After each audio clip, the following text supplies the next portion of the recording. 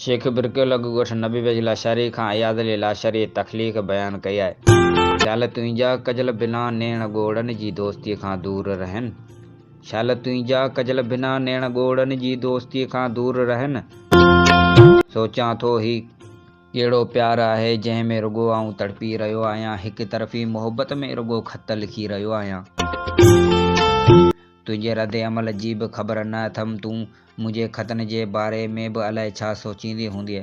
ख़ौफ़ थो थियमि त मतां मुंहिंजी हीअ मोहबत सहरा जो सॾु बणिजी रहिजी न वञे, छो त मौसमूं बि मटिजी वेंदियूं आहिनि, चाहितूं बि घटिजी पवंदियूं आहिनि,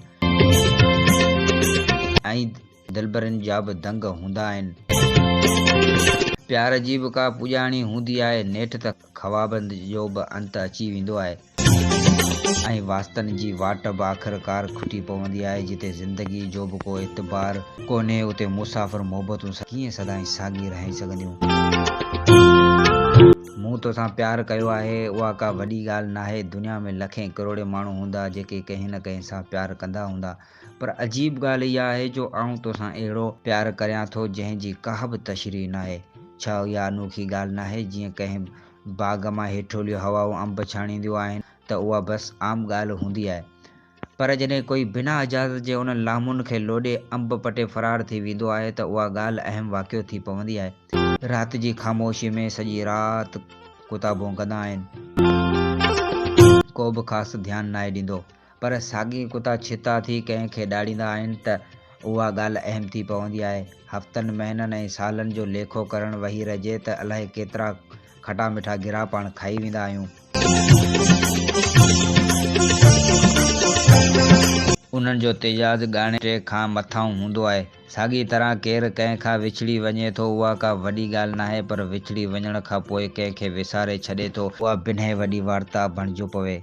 पल परे न थींदड़ माण्हू कॾहिं भुलिजी बि यादि न कनि। सालनि जा साथ मजबूरियुनि जा मोहताज बणिजो पवनि। सालनि जूं सोबतूं वक़्तु साराए छॾे, छा उहा वॾी ॻाल्हि नाहे? कंहिंखे ज़ख़्म ॾेई वरी पुछिजे त कहिड़ा हाल आहिनि, पर पुठ गिलाऊं कजनि, मुंहं ते मुठ मुठ सां दोस्ती जी देवा कजे, छा उहा वॾी ॻाल्हि नाहे?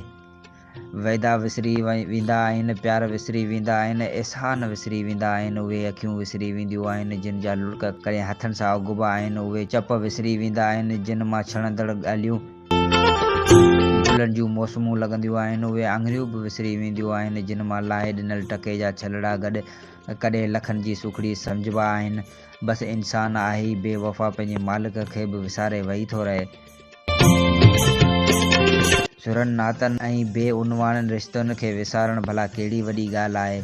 जाना अलाए छो तुंहिंजो प्यार मुंहिंजे वजूद खे ख़ुशबू जीअं वासे रहियो आहे, ऐं आऊं एहसाननि जे उन्हनि रस्तनि ते रुलां थो जिते पंहिंजो पाण विसरी वेंदो आहियां।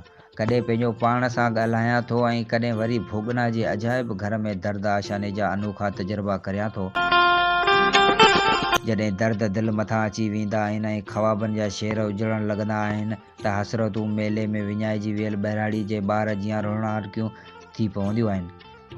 पाण विंदराइण लाइ तुंहिंजे ॾिठल वजूद जी तस्वीर दलावेज़ कंदो आहियां ऐं उहे ई लम्हा यादुनि जी अजरक ओढे ऐं मन जे हिंदोरे में सुम्ही पवंदा आहिनि। बसि कॾहिं के सारूं उनखे जाॻाए विझंदियूं आहिनि। यादूं जे बरसाति में उहे लुड़क लुड़क थी छणी पवंदा आहिनि ऐं ख़तनि में पइजी तो ताईं पेचंदा आहिनि।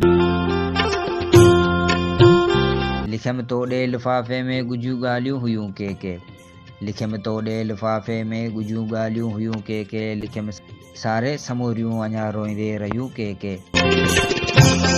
चांडोकी राति में थर जे भिटनि ते बीठल फोग जहिड़ा किन लम्हनि जा भोग अलाए छो जीवन जो जोग बणिबा आहिनि। यादुनि जूं आरसियूं वेल वक़्त जा चहिरा ॾेखारे कॾहिं अणपूरा सवाल पुछंदियूं आहिनि ऐं कॾहिं रुवाड़े त कॾहिं खिलाए विझंदियूं आहिनि। सितारनि हेठां सुम्ही जॾहिं अधु राति जे अंबर ते नार विझंदो आहियां त समूरो आसमान यादुनि जी आरसी बासींदो आहे, पर हर सितारो का सार लॻंदो आहे। तूं ई ॿुधाए पिरी अधु राति जो खुलियल दरवाज़नि में खुतल अखियुनि जा अणपूरा ओसीड़ा किथे रखजनि ऐं केॾांहुं कजनि। पिरी तोसां मिलण लाइ दिलि त घणी मांदी आहे, पर छा कजे, के उल्का के अंदेशा के मजबूरियूं आहिनि जिन तोखां परे करे छॾियो आहे। तोखां दूर हूंदे बि तोखे वेझो तुंहिंजो प्यारो बेचैन अयाद अली लाशारी।